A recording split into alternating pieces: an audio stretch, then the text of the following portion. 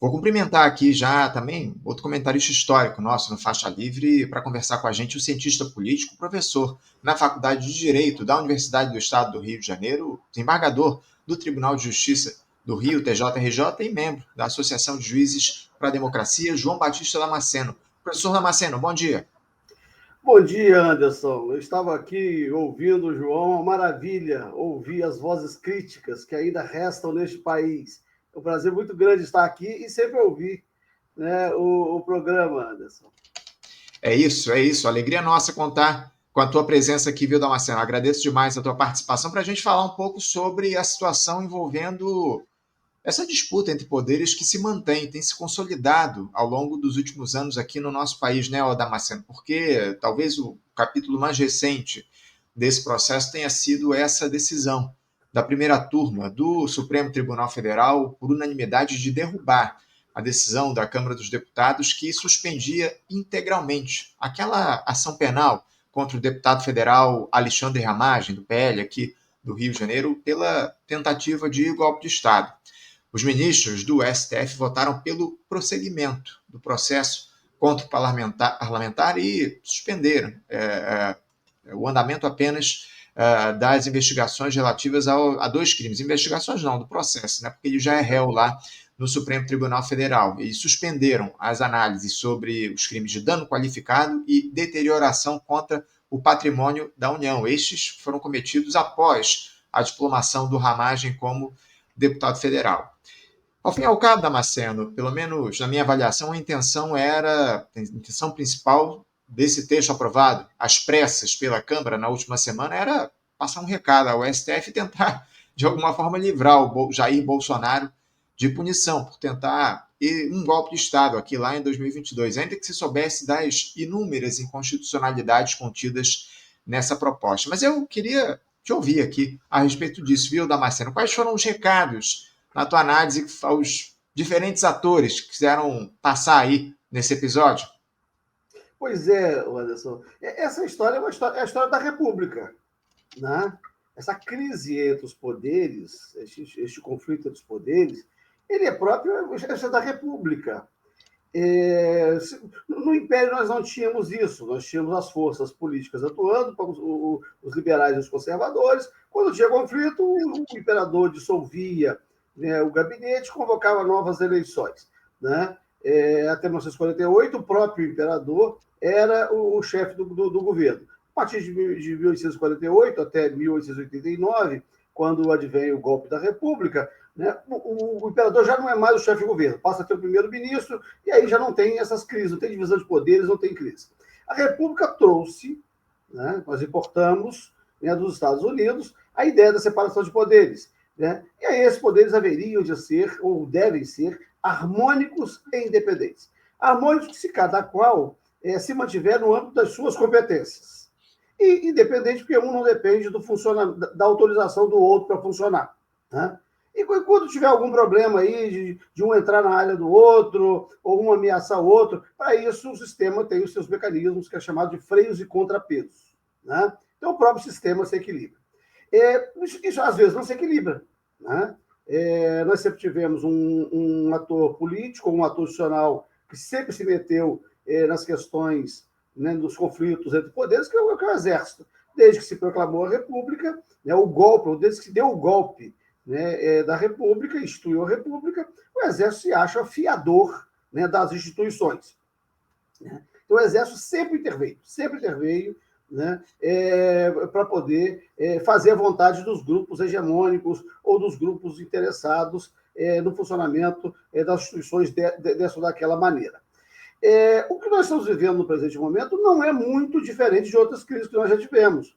O que nós temos agora, que vai diferenciar de outros momentos, é que o Supremo resolveu ser poder judiciário, né? Até pelo enfraquecimento dos demais poderes, né? Pela qualidade, né, do funcionamento dos demais poderes.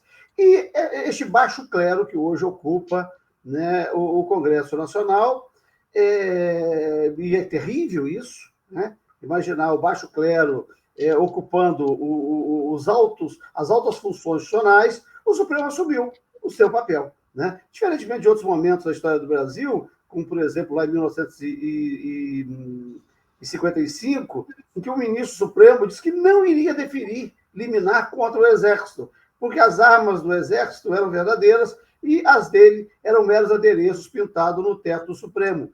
Por acaso, era esse prédio do Centro Cultural de Justiça Federal que teve na Cinelândia.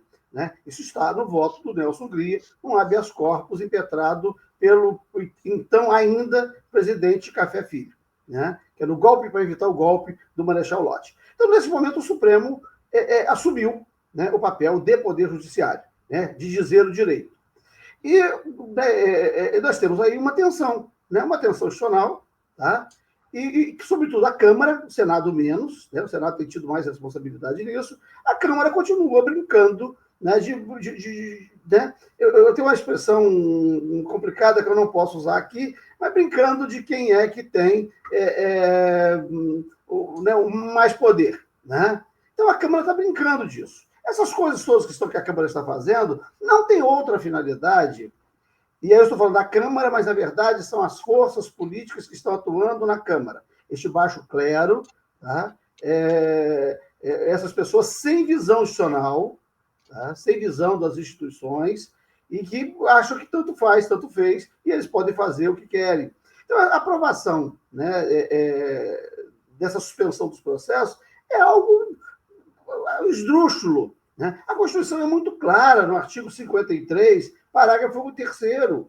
Recebida a denúncia contra senador ou deputado, desde a expedição do diploma, parágrafo 2º, desde a expedição do diploma, os membros do Congresso Nacional não poderão ser presos salvo flagrante de delito do crime afiançável. Neste caso, os autos serão remetidos dentro de 24 horas à casa respectiva, para que, pelo voto da maioria de seus membros, resolva sobre a prisão.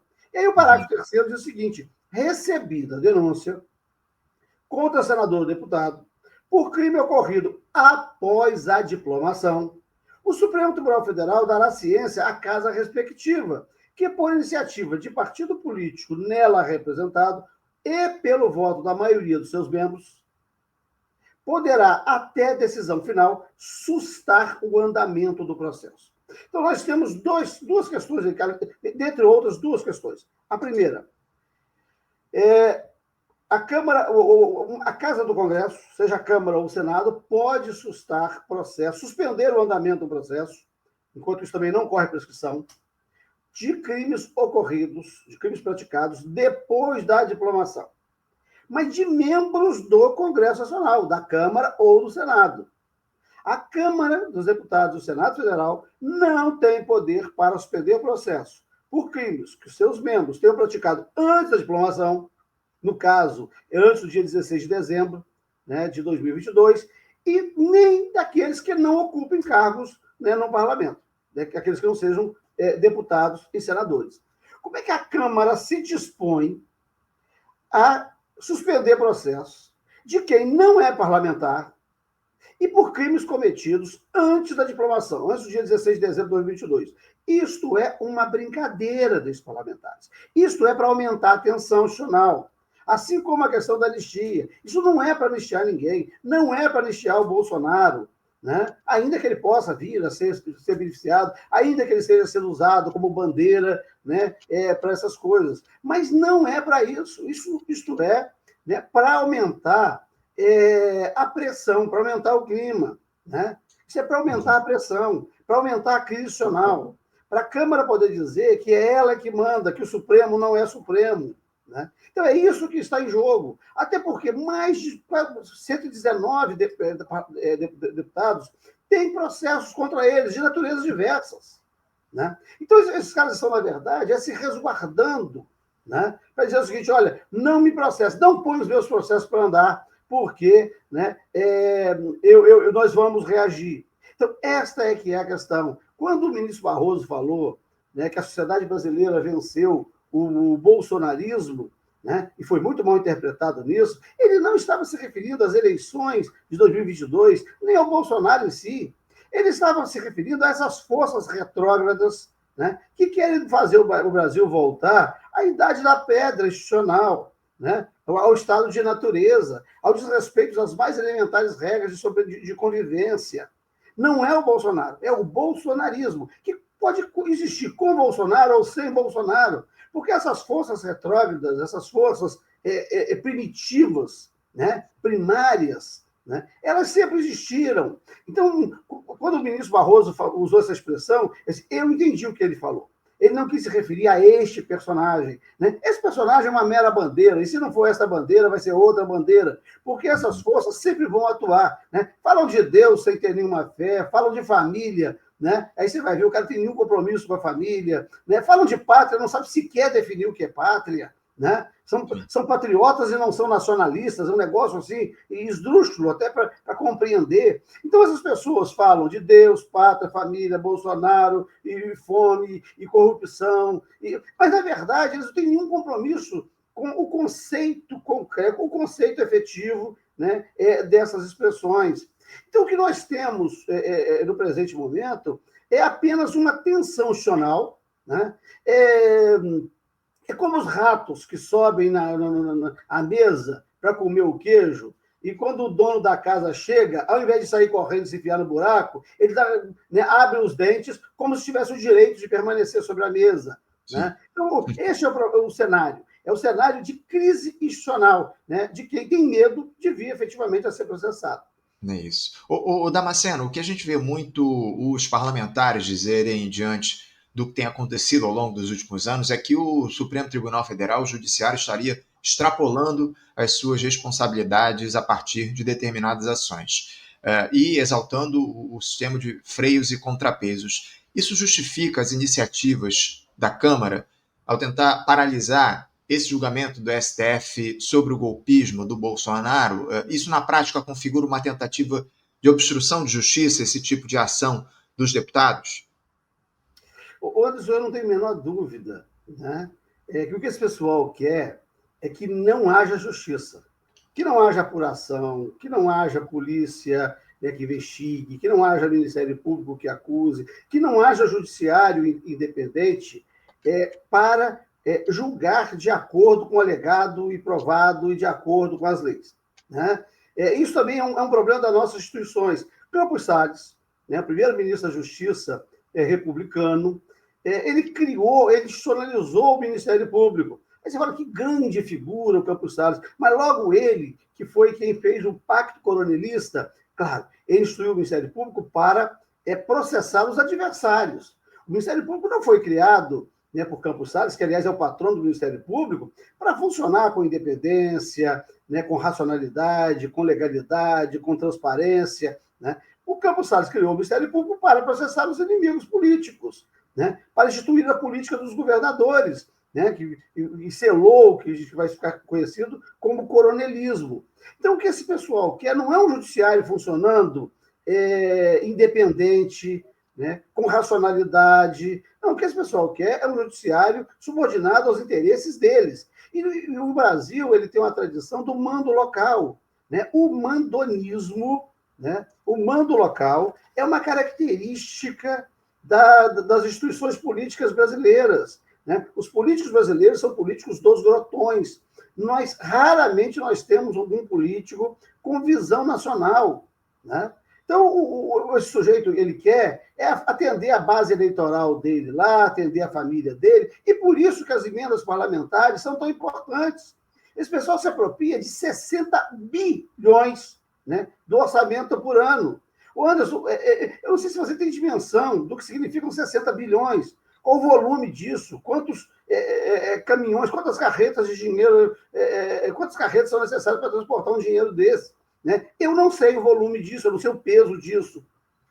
Eu costumo, para saber quanto é que significa isso, eu quero dizer o seguinte, olha, se eu gastasse R$1 por segundo, eu gastaria um salário mínimo em 22 minutos. R$1 por segundo, né? Um salário mínimo são 22 minutos.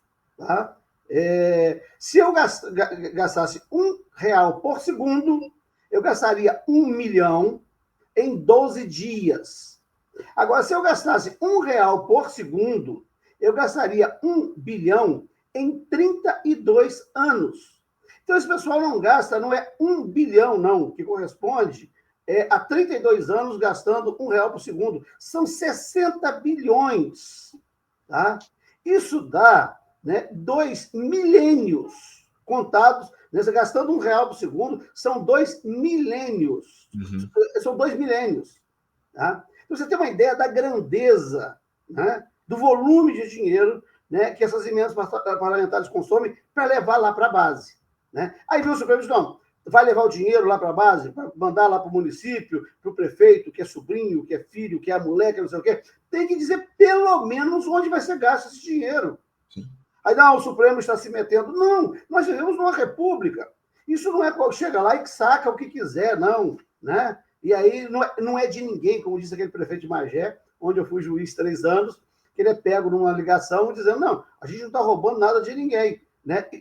A gente não está roubando, isso não é de ninguém. Né? A gente está pegando o que não é de ninguém. Como que não é de ninguém? Isso é público, isso é de todos. Né? Agora, tem uma coisa, Anderson, complicada, porque o governo, né, tem participado disso. Eu estava ouvindo o João agora falando, não, porque o governo, isso, etc, etc, porque o ministro Haddad. Não, o governo não é do ministro Haddad. Nós que votamos, né, no presidente Lula, e eu votei no presidente Lula, eu não votei no ministro Haddad. O governo é do presidente Lula. Se o ministro Haddad está fazendo isso ou aquilo, né, ele está fazendo no governo Lula. Sim. O presidente Lula, né, tem a mão nisso aí.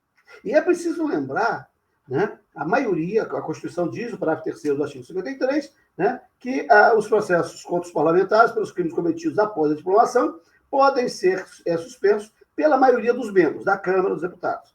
A maioria dos membros da Câmara são 257 deputados, né? Porque não é metade mais um, é o primeiro número depois da metade, porque a metade são 256,5, né? O primeiro número são 257. Né? Agora, mais da metade, 61% dos parlamentares que aprovaram isso, é da base do governo. Dos partidos, né, que mandam, tem ministros, né, e foram aprovados com 315 votos a 143, com 4 abstenções. Né? 50 do União Brasil e 32 do MDB. Uhum. Se estes partidos, né, que compõem, né, o governo não tivessem apoiado essa medida, né, os outros chegariam no máximo 233 votos, não chegariam aos 257. Aí o pessoal, não, mas é o governo de coalizão, o governo não precisa, não poderia se meter. Não, ele pode até não ter ingerência no funcionamento da Câmara, mas precisa deixar clara a sua posição. E não deixa. O presidente Lula faz de conta que não é com ele. Deixa o Supremo lá no fogo, né? E aí o Supremo é que se vire com o baixo clero da Câmara dos Deputados. É como se o Executivo não tivesse nada com isso.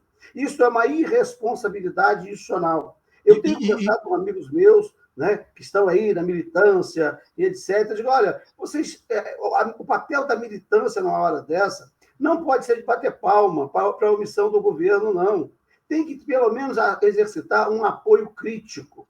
Tá? Então, o governo, né, como um todo, tem participado disto. Não por sua ação, porque eu não vi nenhuma declaração do presidente ou dos seus ministros incentivando, né, este acirramento deste clima com o Supremo, mas também não fez nada para dizer, olha, não se brinca com a Constituição, não se brinca com a Constituição, não se brinca aprovando algo que é literalmente contra o que está disposto na Constituição. Respeitemos a Constituição. Não teve nenhuma manifestação de nenhum dos membros do governo, né, nesse sentido. Nem para mostrar o desagrado. Vocês querem brigar? Briguem lá fora. Mas lembrem, né, isso era muito comum, né, os professores do primário da minha época, hoje em dia os professores não podem mais falar isso. Aí começava a arrumar confusão na sala, assim, na sala não. Respeitem a sala de aula. Querem brigar, briguem lá fora da escola. Mas nem isso, né, o governo faz. Ô, Damasceno, o que é que justifica essa postura recuada do governo? Porque isso não se dá apenas nesse episódio envolvendo a tentativa de se livrar o Bolsonaro desses processos. O que a gente vê, acima de tudo, é uma ação continuada do governo Lula nesse silêncio. A gente tem aí o exemplo também da situação envolvendo o deputado Glauber Braga, que hoje é vítima de uma perseguição política lá na Câmara, urdida pelo ex-presidente da casa, o Arthur Lira. E o governo não se mexe. Aliás, até algumas figuras do governo têm se posicionado, mas o presidente Lula, que é a principal liderança política, a principal liderança popular no país, fica em silêncio, não fala nada. O que é que justifica essa postura recuada do presidente da República, Damasceno? A resposta está no livro do ex-ministro Zé Dirceu, né?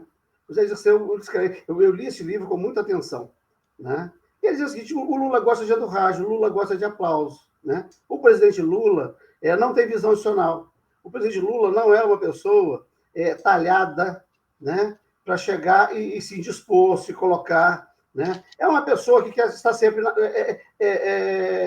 boiando, que está sempre, né, na crista da onda, né? É como uma rolha, né? É como uma rolha na água, que está sempre boiando. Eu estou usando rolha, mas há outras expressões populares que designam bem, né, essas pessoas que não fazem a diferença, né? O diamante é valioso, né, porque ele não se arranha, né?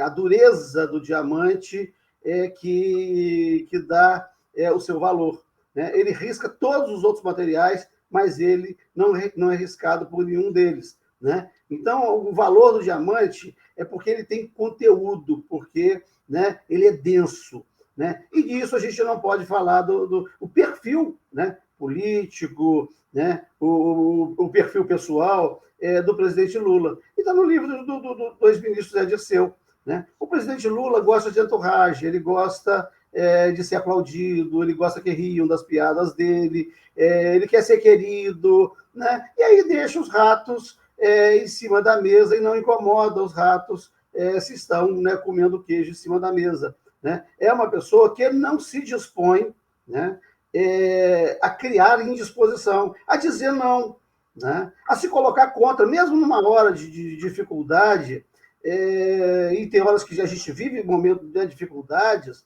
né? A gente vive no Rio de Janeiro, uma cidade com um alto índice de violência, né, de subtrações patrimoniais. Alguém aponta uma arma, né, e diz assim: me dá o seu relógio, me dá a sua carteira. Claro que eu vou entregar o meu relógio, claro que eu vou entregar a minha carteira. O que eu não vou dizer, poxa, seja feliz, leve meu relógio, né? O que interessa é a gente ficar de bem, né?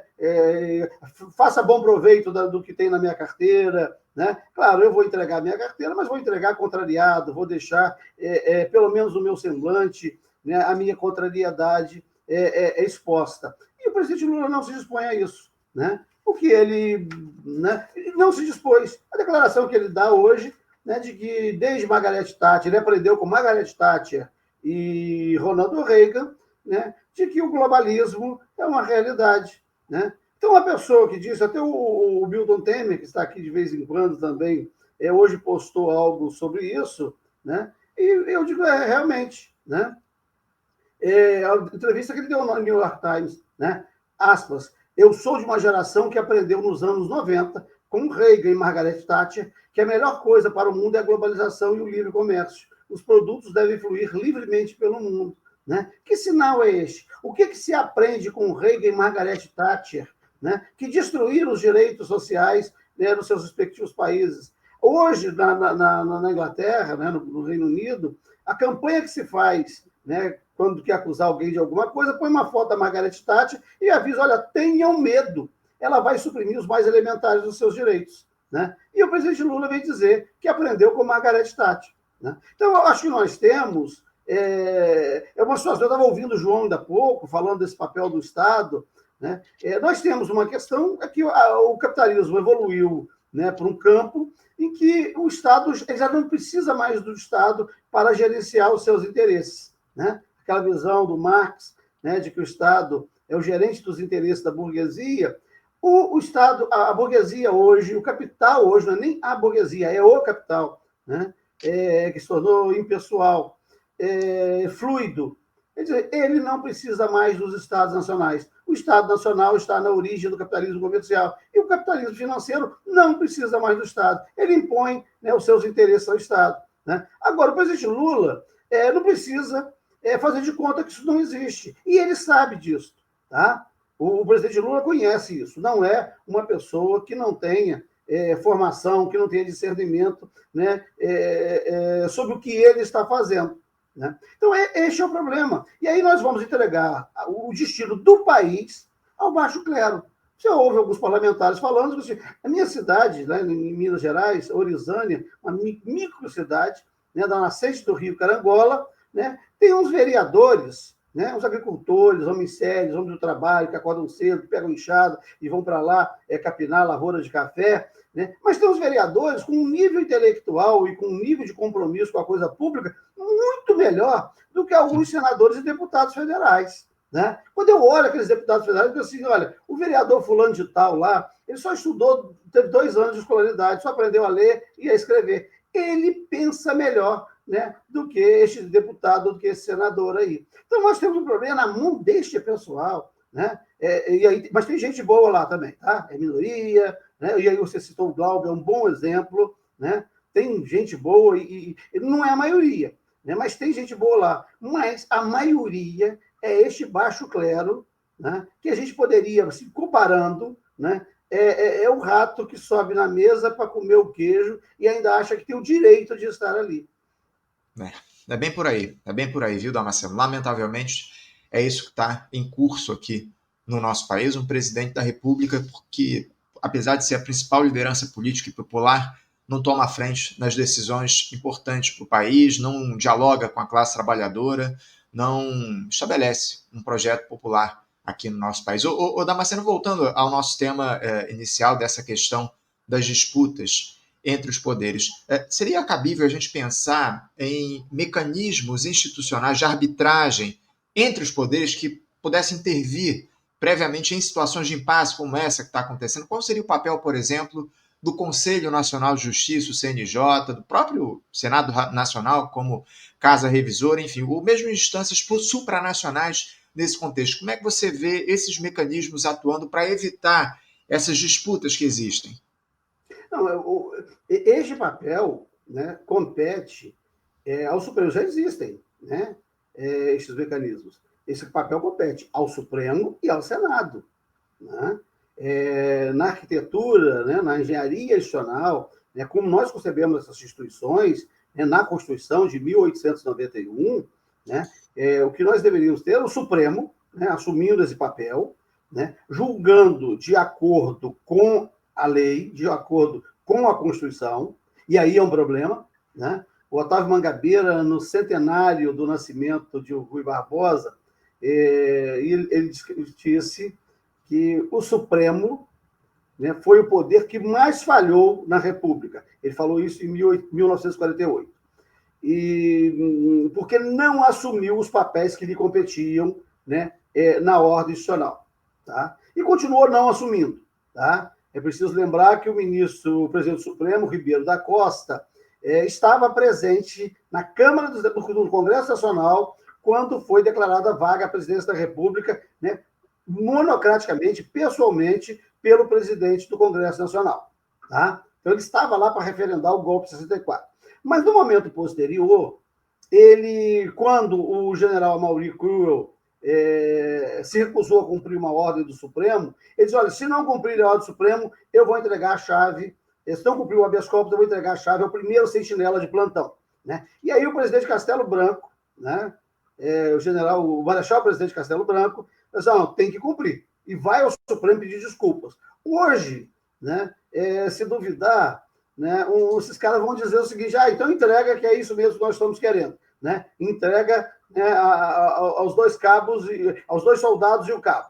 Né? Mas o marechal Castelo Branco, embora conservador, embora golpista, embora essa coisa toda, tinha visão institucional. Como tem uma direita com visão institucional, e tinha naquele momento, Josafá Marinho era da Arena, e critica a forma como foi editada a Constituição de 67. Então, havia lideranças, né, em ambos os campos, em todos os campos, que tinham visão institucional. Tá? E é o que falta hoje. Tá? Então, essas instituições já existem. Né? É o Senado Federal e é o Supremo Tribunal Federal. O problema é que esse baixo clero não tem essa visão. Né? E aí nós voltemos ao presidente Lula. Quem desprestigiou as lideranças parlamentares e resolveu, né, subornar diretamente o baixo clero para formar a maioria e deu origem ao mensalão foi o presidente Lula, quando eleito em 2002, tomou posse em 2003. Quem disse a palavra mensalão né, foi o então deputado Miro Teixeira. Né? Quando o ex-presidente do PTB, aquele PTB que acabou, né, que agora ganhou o direito à prisão domiciliar, Roberto Jefferson reclama, né, daquela coisa lá do Marinho, nos Correios, ele diz, olha, ele tem que dar o dinheiro na minha mão, para eu alimentar a minha base. Ele não pode ir lá dar o dinheiro, né, diretamente, né, ao parlamentar. Ele passa por cima da minha liderança, e eu não recebi aqueles R$3.000, né? Eu recebi 10 milhões. Né? É o que disse na época, né, o então deputado Roberto Jefferson. Então, essa ideia de alimentar o baixo clero diretamente para que estes parlamentares dependessem diretamente do Planalto e não passassem pelas respectivas lideranças partidárias foi uma nova forma de fazer política inaugurada em 2003, diversamente do que fez Campos Salles, né? Lá, quando faz o Pacto Coronelista, em 1898, ele foi presidente da República de 1898 a 1902. Né? Mas já vinha, né, imbrincado nas instituições.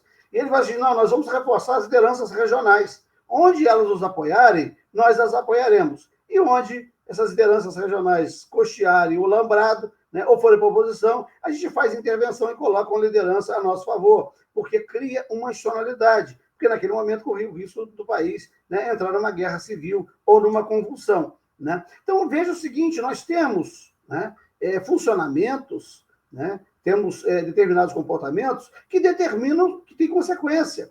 E a consequência de ter reforçado o baixo clero, tá, a partir de 2003, é isso aí. Né? É uma diluição das lideranças, né? E aí tem que negociar, né, a emenda, né, com cada um dos parlamentares. E eles fazem o que querem e, né, fazem ameaça, como neste momento. Né? E aí a ameaça não é nem mais a governabilidade, nem fazer o que o deputado Cunha fez com a Dilma. Né?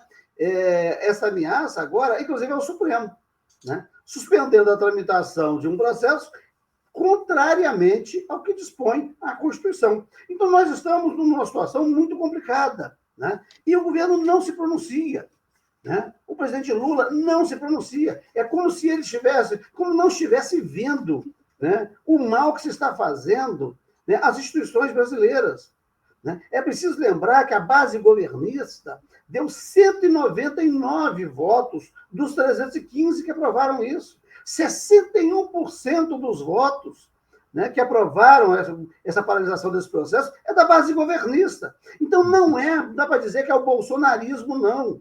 Quem aprovou isso, a maioria, né, que aprovou este tipo de afronta ao Supremo Tribunal Federal, essa maioria é da base governista. Dos 315, 199 são da base governista. 61% são da base governista. Tá? Inclusive, até partidos, né, ditos de esquerda. 3 parlamentares do PSB e 2 parlamentares do PDT, né, que estavam no governo no momento. Se retirou, né, ontem ou anteontem, né, da base governista, né, depois daquele problema do INSS. Aquilo é outra situação, Anderson. Aquilo, no primeiro momento que descobriram que estava fraudando os aposentados, eles disseram, olha, para tudo, parem todos os descontos. Comprove-se agora a legitimidade dos descontos para poder retomar. Né? Não, vamos apurar. Leva 2 anos e meio para apurar. Isso é muita complacência com o roubo, né, ao dinheiro dos aposentados. Né? Vamos distinguir o joio do trigo. Né? Como é que eu vou distinguir o joio do joio do trigo? Né? Qual o rato que é bonzinho, qual o rato que é mauzinho, né? No meio de milhares de ratos. Eu expulso todos. Né? E depois eu vou distinguir, né, o que é rato e o que é camundongo, né, e o que é o gato. Mas, a princípio, você espana todo mundo e depois é que faz a seleção. Você vê que leva 2 anos e meio, né, com as pessoas tendo as suas contas dilapidadas. Né? Que é para não criar problema, que é para não criar atrito, que é para não, né? Nós temos que nos expor a criar atritos. Tá? E tem mais, decidir é dizer não. Tá? Quando o garçom me pergunta o que eu quero, eu chego num bar, num restaurante, o que o senhor quer comer, eu tenho que fazer uma escolha. Eu não posso dizer, a massa está boa, o peixe está muito gostoso, a carne também está bonita, né? Mas eu estava pensando numa salada. Não. Até na hora que eu chego lá, você me serve um café, se você quer puro, né, com açúcar ou com adoçante. Eu tenho que fazer uma opção. Eu não posso ficar ali, não sei, adoçante, açúcar engorda, mas adoçante pode dar câncer, e se for puro, né, vai ficar muito amargo. Né? Então, até para tomar um cafezinho, a gente tem que tomar decisão. Né? E tomar decisão é abdicar, né? É optar por uma situação e abdicar de outra. E isso está faltando no presente momento. Os ratos estão em cima da mesa e o presidente, né, está fingindo que não vê ou não quer contrariar a um e a outro. É preciso ter posição, nem que seja para sinalizar para a sociedade. Eu não tenho poder de intervir no que faz a Câmara dos Deputados, mas a posição do governo é clara.